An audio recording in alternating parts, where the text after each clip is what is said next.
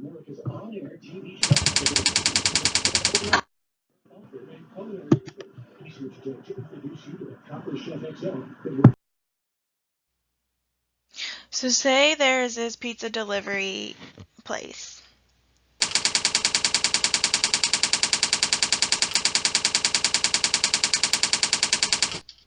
And they claim that the average delivery time is 30 minutes with a standard deviation of 15 minutes.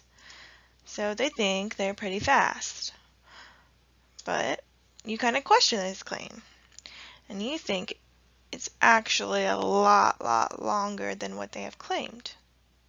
So you want to test this hypothesis. You want to see if the time is actually a lot longer. So what we're going to have to do is do a hypothesis test. And a hypothesis test is where we take sample data and make an inference about the population. So we can't possibly have all the data for every delivery time there ever was or ever will be. Instead, we take a small sample of, say, 30 delivery times, and we make inferences about the population. Okay?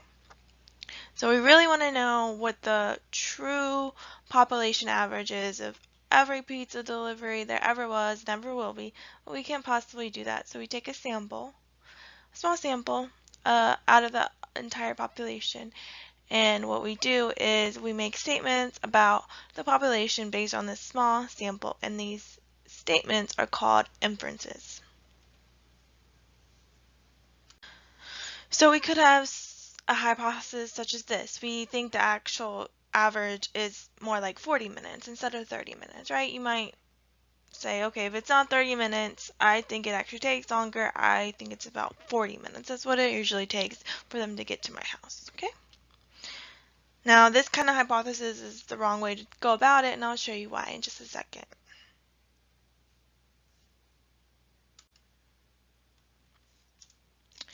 So, can we prove our research hypothesis to be true? And the answer is nope. So here's Karl Popper. He was a philosopher, pretty smart guy.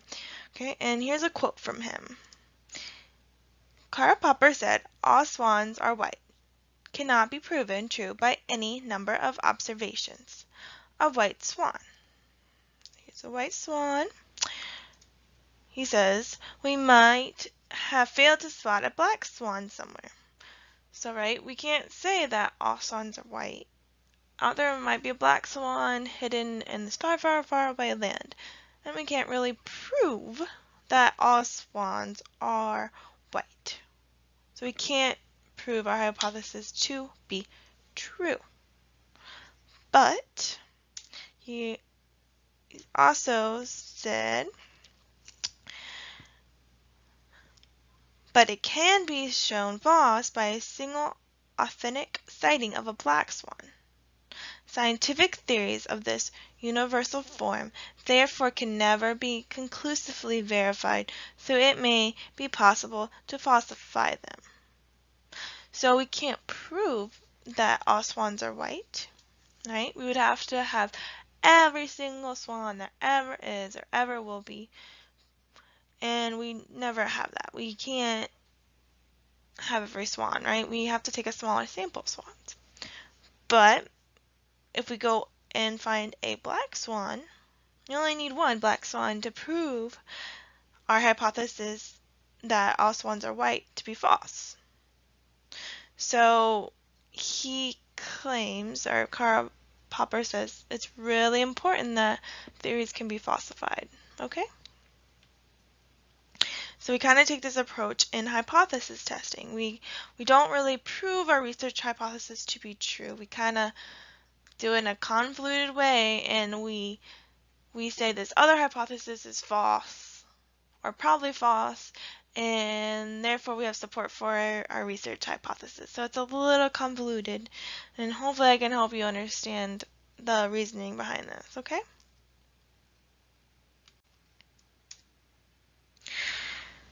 So let's go back to our pizza example.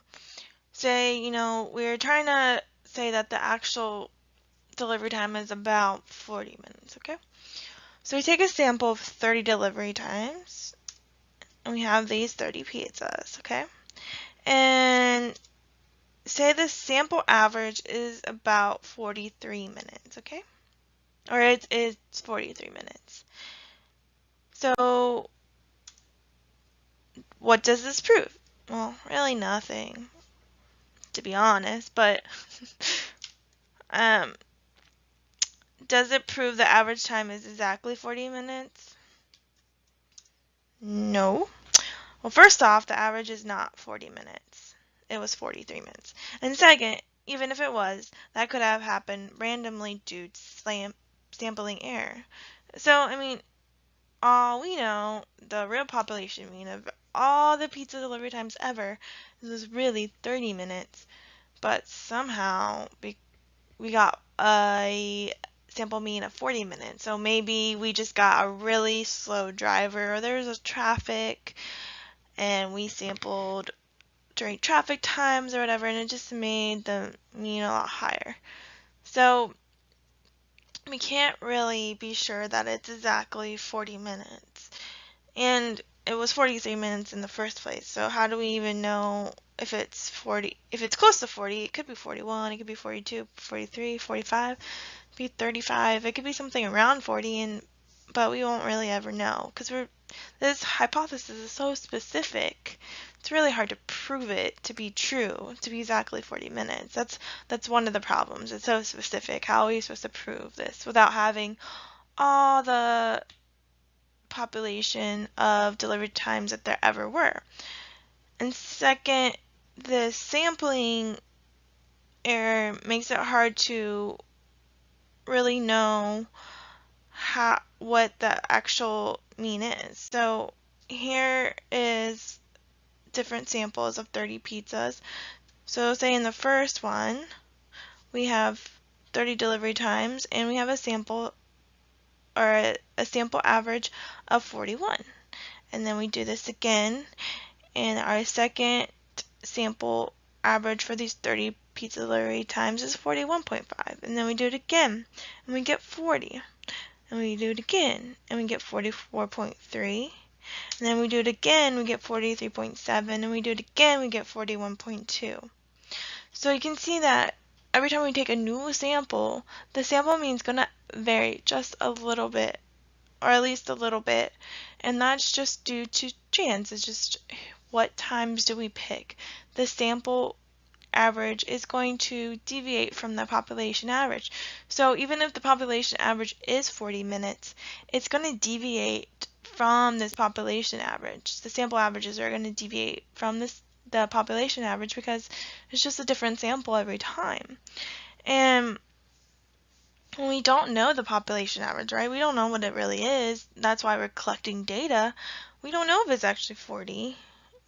In one of these samples we happen to get 40, but I mean it could be 45, it could be 35, it could be, we don't know what it is. It's probably around these numbers, most likely, but we're not really 100% sure what it is, okay? So we're going to do a hypothesis test in a little different way.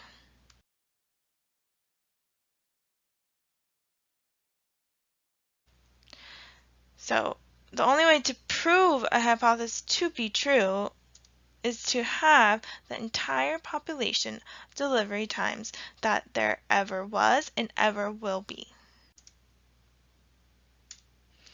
But we can prove a hypothesis false, or we can at least give evidence to it to be false, okay? And that's what Karl Popper said. So what we want to do is prove something wrong. And what would we want to prove wrong? Is their claim of 30 minutes. Okay, they have this specific claim of 30 minutes. We want to prove it to be wrong. So they claimed it to be 30 minutes with a standard deviation of 15 minutes. Remember, they thought of Larry pretty quickly, but we question this, and we think it's a lot longer than what they really claimed it to be. And so what we're going to do is, instead of proving our research hypothesis true, and we had a very specific research hypothesis of 40 minutes, now we're going to try to say, is there enough evidence to say that their claim of 30 minutes is wrong? So we're kind of flipping it. And if we say that theirs is kind of wrong, then maybe we're right, okay? So if theirs is wrong, if we can have enough evidence that their claim of 30 minutes is wrong, then that kind of supports that, hey, maybe we're right that they are really taking longer than they said they would be. So what we do is we create a null hypothesis, and in this case, we're going to say that our null hypothesis, which is H0 here, is that the mean of the delivery times, the population mean, is equal to 30 minutes. So a null hypothesis always has an equal sign to it, okay? So remember that little tidbit. And also, hypotheses are always about the population. We want to make statements about the population based on our sample. So we make these statements, which are hypotheses, about the population because we're interested in the population. We're interested in all delivery times. We're not interested in these 30 delivery times that we randomly selected. Who cares about these 30 people who got their pizza on a certain time? We want to know about in general. So we make this statements, or we make these hypotheses about the population. And the null hypothesis is always a very specific one with the equal sign, okay? And we say it's equal to some specific number. And in this case, it's 30 minutes. So we're saying that this claim that they had before of 30 minutes is incorrect. We think it's false. We're going to try to disprove it because Karl Popper says we can only disprove things. We can't really say that they're true. Now, we're not with 100% certainty going to disprove the null hypothesis, but maybe we can have enough evidence to say it's probably wrong, okay? And I'll try to explain that a little bit later on. But remember, the null hypothesis is the one we, as a researcher, think is false.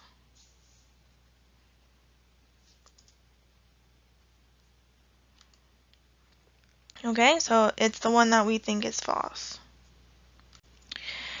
And then instead of creating a very specific research hypothesis, remember our very specific research hypothesis before was that the actual mean is like 40 minutes, but why do we say 40 minutes? Just, you know, there's no reason to say it's a specific time, okay? But what we can do is, instead of writing a specific research hypothesis, which is an equal to a specific number 1, we write a research hypothesis in opposition to the null hypothesis.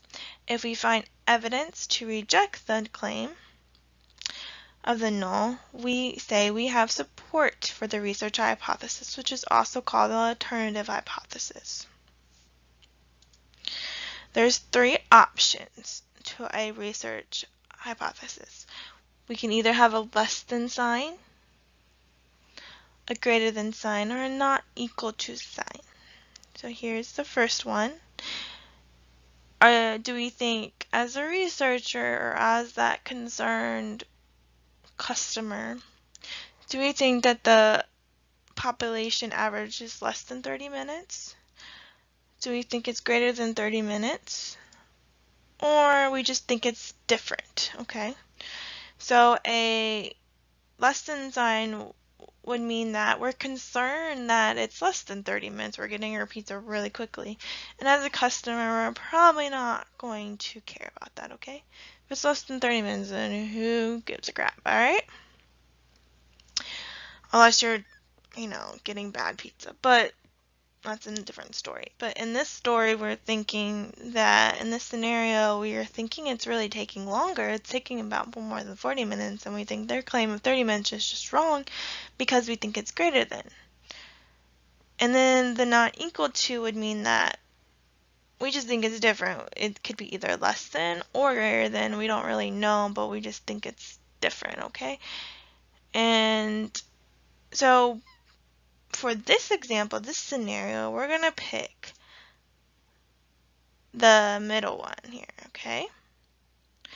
And what you want to try to do when you're picking them is to look for keywords and try to understand what the researcher thinks is true. Okay, so we, the researcher, in this case is like a concerned customer of the pizza delivery place, is that we're concerned that it's greater than that. And so try to look for keywords. Sometimes I say greater than, sometimes I say less than. Some keywords for the not equal to is different. Does it differ? For less than, maybe it's lower. For greater than, it might be greater or a more positive effect. You just have to really look for these keywords and to really understand which research hypothesis that we want to choose. Okay? And the number here is going to be the same number as from the null hypothesis. Okay? So we had the null hypothesis as the population average of delivery times is equal to 30 minutes. Now we have it for the research or the alternative hypothesis that the average population delivery times is greater than 30 minutes. So remember, so say we take a sample of 30 delivery times, we get a sample average of 43 minutes. So does this mean the population mean is greater than 30 minutes? Well, maybe. Maybe not. Maybe it was sampling error. So maybe 43 minutes is just what you expect from taking different samples. That sometimes it's going to be greater than 30 minutes and sometimes it's not going to be. So how do we decide if this is enough evidence, right? It's different. It's greater than 30 minutes, right? 43 is greater than 30 minutes. It's kind of far away. So it's 10 minutes far away. Is that enough evidence? Or do we need more, like 50 minutes to say that it's actually greater than 30 minutes? How far away does this sample average have to be to say that the null is probably false? So if you got 30.5 minutes, right, it's probably not enough to say. But 43 minutes, maybe. 100 minutes, yeah, you're like, well, someone really had a mess up, or they're really are having false advertisement and it's really greater than 30 minutes. So we gotta kind of say how far is far enough. And a couple of things go into this, okay? First off, you need to know how far the mean is from their claim. Their sample mean is from their claim. That's the thing. Another thing is how much is the standard deviation that they claim. Okay, that's another thing. And then also how many samples did you take, okay? Because if you take like 5 samples and you get a mean of 43 minutes, well, you're like, well, it just could have been, you know, those 5. It's only 5, okay? But if you took 1,000, then you're probably going to be more sure. So it really depends on the sample size and the standard deviation of the individual values. Now, if you read my introduction to hypothesis testing document, it'll go into a little bit more about the standard deviation part. That's a little bit harder to understand maybe at first, but it's kind of more intuitive about the sample size. So if you have a higher sample size, you're going to say, well, yeah, this is better evidence than if you have a smaller sample size, because there's more sampling error, right, when you have a smaller sample size. So the sample averages are going to vary just by chance if you have a smaller sample size than you have a big sample size. So go ahead and read that in my notes to get a little bit more understanding of what it means to be far away. So again, it doesn't disprove anything to 100% certainty because we do not have the entire population. So we just have a sample mean, and the sample mean is 43. So it doesn't, with 100% certainty, tell you if this is the actual sample or the actual population mean of the entire population. It's just a sample, okay? So inferential statistics is not anything that we do with 100% certainty, okay? However, we can say how likely our sample data is given our null hypothesis is true. So if we assume that the population average of delivery times is as they claim and is 30 minutes, then we can say how likely is it that we get a sample mean of 43 minutes. And in fact, we can use the central limit theorem to calculate probabilities. So if we assume that the average delivery time is 30 minutes, okay, so given that it is true, okay, and then we take a sample of 30 delivery times, and we get a sample mean of 43 minutes, okay, and I say the chance of that happening is only 5%, so only 5% of the time we're going to get a sample mean of 43 or greater, then you might question that the null might be false, okay? So the reasoning is a little bit weird, so take your time with it. You might need to rewind. So again, so if the null is true, that the average of the population is actually 30 minutes, and we get a sample average of 43 minutes, and I say that the chance of this happening is only 5%, then you might question the null. Okay, so two things could be happening. The null could be false, or we just were unlucky and got a really high sample mean. So two things could be happening, okay? But if we get a really small probability, then we kind of can question that maybe the null is false. So what if I said only 0.00001% of the time you get a sample mean of 43 or higher? Then you're really going to question the null hypothesis, because you're like, oh, this hardly ever happens, and but we got a sample mean that was so high, and this only happens a very small percentage of the time. You know, it could be that we got super unlucky, but it could be that their claim is false, and you know, we question it, okay? So what we do is we calculate what are called p-values. And a p-value is the probability of getting a sample average or that more extreme according to the research hypothesis, given the null is true. So if our research hypothesis is greater than, then it's getting greater than our null. If it's less than, then it's less than our null. And if it's not equal to, then it's just different than our null. Okay? But a p-value is the probability of getting a sample average of that or more extreme, given the null is true. So, for example, if the p-value, the probability, we're getting a sample mean of 43 minutes or greater is 5%, this means that if the real population is 30 minutes, then 5% of the time we will get a sample mean of 43 minutes or more. So we're saying that we're only going to get a sample mean of 43 minutes or greater only 5% of the time, okay? And so either we just got unlucky and got a really high sample mean, or our assumption of the null being true, that it's really 30 minutes for the population average, either that's false, that it's 30 minutes, or we just really got unlucky. So two things could be happening, and so the OP value suggests the null may be false. Okay. Again, it's not 100% certainty, but if we have a small enough p-value, we will reject the null and say it's probably false. Okay.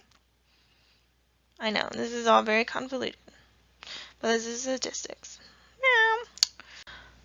Okay, so here we have a sampling distribution. And remember, the sampling distribution is the distribution of sample means, not of the individual values.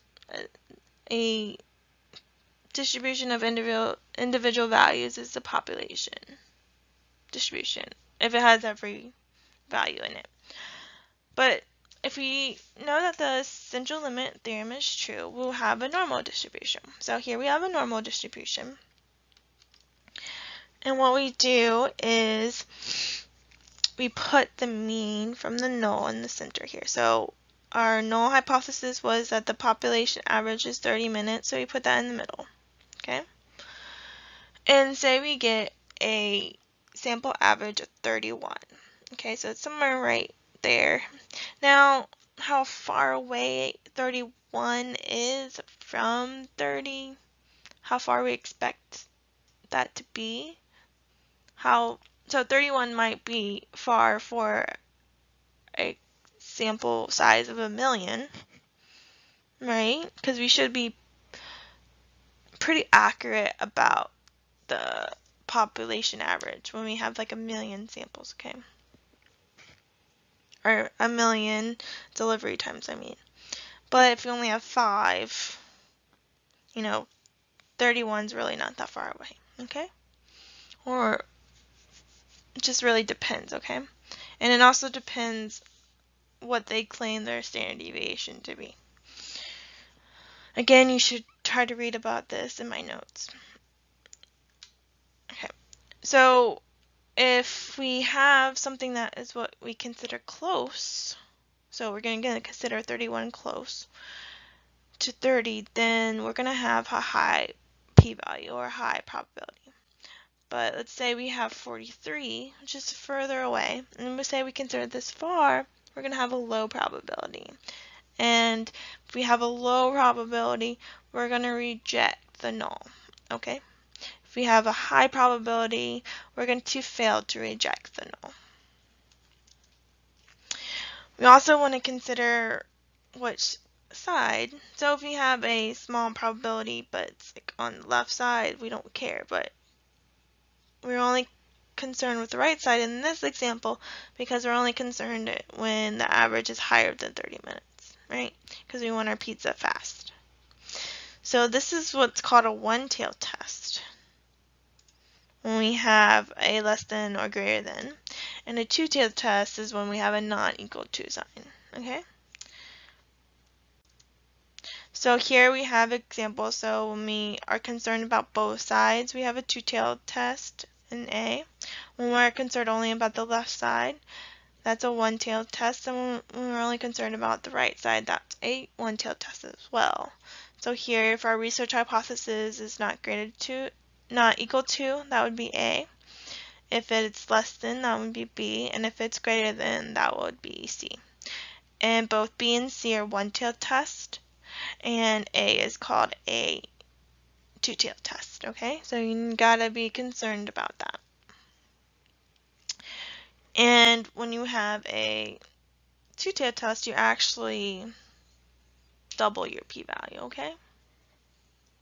So you might ask, well, how are we going to calculate these p-values? How are we going to calculate these probabilities? Well, we can use the z-table to find these probabilities, given two things are true, okay?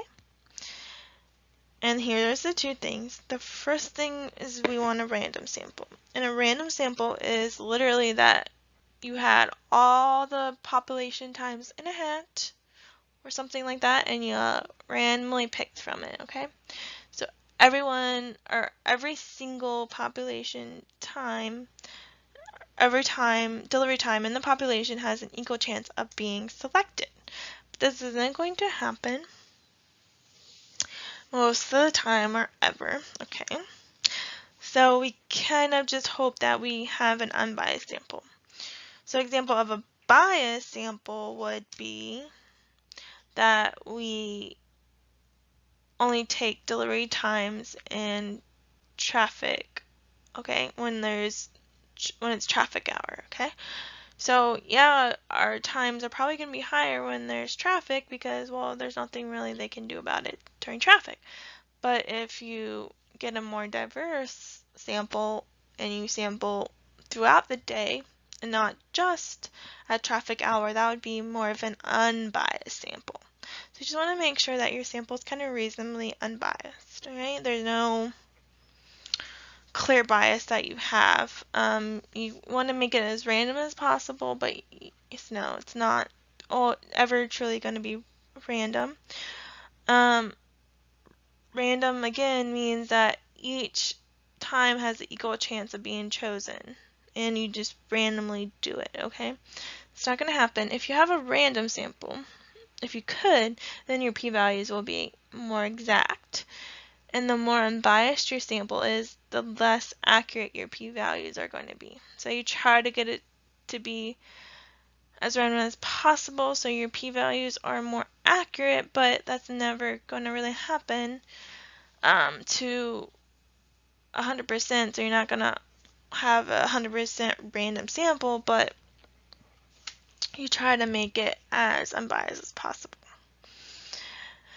And then we also, to use the z-table, we need to know that the sampling distribution is normally distributed. Remember, it has the standard normal probability on here, and we use a z-value, which has a mean of 0 and a standard deviation of 1, and we can use that assuming that our distribution is normally distributed. We can use the z-table, okay? And so that's why we have assumptions to our hypothesis test. So we want to make sure that these couple things are reasonably true before we calculate the p-value, okay? And the first thing is we want a random sample, or at least an unbiased sample. So that's assumption 1. Assumption 2 is, not surprisingly, that the sampling distribution is normally distributed, according to the central limit theorem. And if you remember, the central limit theorem is true if A, the population distribution is already normally distributed, or B, the sample size is at least 30. So go back and read about the sampling distribution and the central limit theorem if you don't really remember this, but if one of these two things is true, then we can say that the sampling distribution is probably normally distributed. You can have both be true or just one, but at least one of them needs to be true to say number 2 is true, okay? So if the central limit theorem holds true, what we talked about on the previous slide, then we can say that there's a normal sampling distribution. Second, that the population mean is equal to the mean of the means, so the mean of the sampling distribution. And the standard error is equal to the population standard deviation divided by the square root of n. Remember that the standard error decreases as sample size increases. So there's less variability in the means when we have a higher sample size. So that makes sense, right? You're more accurate when you have a higher sample size, and so there's less variability in those sample means. Okay? Then we know these 3 things to be true, and then that allows us to use the z-table with this formula. So we have z equals the sample mean, x bar, minus the population mean, and we're going to use the mean from the null, so that's why there's a 0 by it, and divided by the standard error. Remember, the standard error is the standard deviation of the sample means. And this is very similar, it's a 1-to-1 to the z formula that we use for individual scores. And before it was z equals x minus the mean, the population mean, divided by the standard deviation. And again, remember, standard error is the standard deviation of the sample means, or the sampling distribution. So once we use the z-table, we calculate this probability, but what exactly is a low probability? So we're trying to get, if we get a low probability, then we can reject the null and say it's false. But if we get a high probability, then we can't reject the null, okay? So we set what's called an alpha level prior to collecting data. And this alpha level is the probability level at which you will decide to reject the null. So if our p-value is less than our alpha level, then we reject the null and find support for the research or alternative hypothesis. If the p-value is greater than the alpha, then we fail to reject the null, and we do not find support for the research alternative. Okay, so these are worded a little weird, and so, we reject the null if we have a small probability, right? So it means that the null is probably false. But again, these are probabilities, and we're not 100% sure. And we could have just got a really wonky sample, okay? So it's not 100% proof that our null is false, okay? And again, these probabilities are about the null. And so we don't say that there's proof that the research hypothesis is true. It's just that we have support for it. So if the null is probably false, we reject it, then we find support for the research or the alternative hypothesis because it's in opposition to it. It's kind of the opposite of the null. So if we reject one hypothesis, then we find support for its opposite hypothesis, which is the research or the alternative hypothesis. If the p-value is greater than our alpha, we fail to reject the null. Now, this doesn't mean the null is true, okay? It's just we don't have enough evidence to say that the null is true. Now, there could be a couple of reasons why we don't reject the null. It could be, in fact, that the null is true. That is one possibility. Another possibility is that we just didn't have a large enough sample size. So we just don't have enough of what's called power to reject the null. And so, we just aren't sure because we only took a sample size of 5, we might not reject the null based on that. There's just not enough evidence. Another thing is we just happen to be unlucky and got a sample mean that was close to the null. That could happen too. So none of this is 100% certain of anything when we take a sample, right? It's only a small subset of the population. So when we fail to reject the null, it's not saying the null is true. It's just saying we don't have enough evidence to reject it. And that could happen for a lot of reasons, and one main reason could be that we don't have a high enough sample size, okay?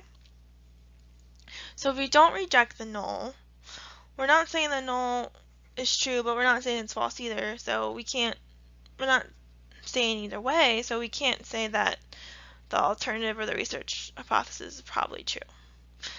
So take a second to read this again. So if the p-value is less than alpha, we reject the null and find support for our research alternative because it's kind of the opposite of the null. And if our p-value is greater than our alpha level, then we fail to reject the null. And then we can't really say anything about the research or alternative hypothesis. So we say we do not find support for the research alternative hypothesis. But again, that doesn't mean that our null is true, and it doesn't mean that our research or alternative is false. We just don't have enough evidence at this time to make a statement about it. Okay? And that's kind of the convoluted way that we do hypothesis testing. But hopefully with this video you start to kind of understand it, okay? And so here's some common alpha levels. The most common, and if I don't give you an alpha level, you can use this one, is 0.05. It's 5% of time. So these are just kind of rules of thumbs people go by. We had to pick some kind of probability for the alpha level, and most of the time we pick 0.05. We think 0.05 or 5% of the time is a small number. Why we pick this exact? It's just probably because it's, half 10%. I don't know. It's just a rule of thumb that most people go by, okay? Other common ones are 0.1, which means 10% of the time, and 0.01, which means 1% of the time. And if you see the information in the notes about type 1 error and type 2 errors and power, that might help you understand which one to pick and when to pick it. But most of the time in this class, I'm just going to tell you what it is, or if I don't tell you what it is, you can just pick 0.05, because that's what probably like 99% of the time people pick 0.05, okay? At least in psychology, that's what they do. Alright, and you also should see the examples for the 5 steps to the hypothesis testing. There's a greater than 1, a less than 1, and a not equal example about pizza delivery times. And in this video, I kind of talked about the reasoning behind the hypothesis test, but I didn't really go step by step with you. But if you go into the notes and you read each example, it gives you step by step of, how do I make the hypothesis? And then you set your alpha level, and then you go through the assumptions, and then you calculate the p-value, and the p-value is going to be calculated slightly different depending on what type of hypothesis you have. You have greater than, less than, or not equal to. And then finally making a conclusion statement based on your p-value. So it goes through all the steps in that handout, and so you should really go through each of those steps to really understand it, okay?